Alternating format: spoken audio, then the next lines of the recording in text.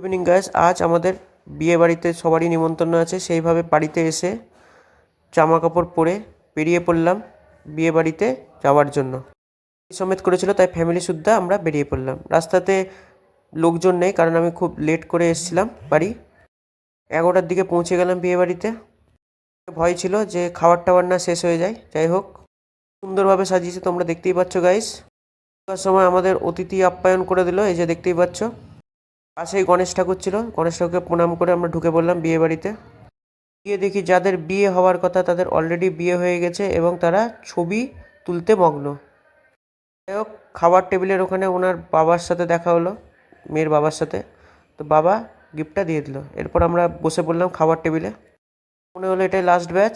আমরা ভাগ্যিস একটু তাড়াতাড়ি এসেছিলাম, তাই খাবারটা পেলাম, না তো এটাও পেতাম না। মেনু তোমরা দেখতেই পাচ্ছ। এক এক করে মেনুটা চলে আসলো। প্রথমে জল, তারপরে ফিশ ফ্রাই, খেতে ভালোই ছিল। আমি খাবার খাই, তোমরা প্লিজ চ্যানেলটাকে সাবস্ক্রাইব করে দিও।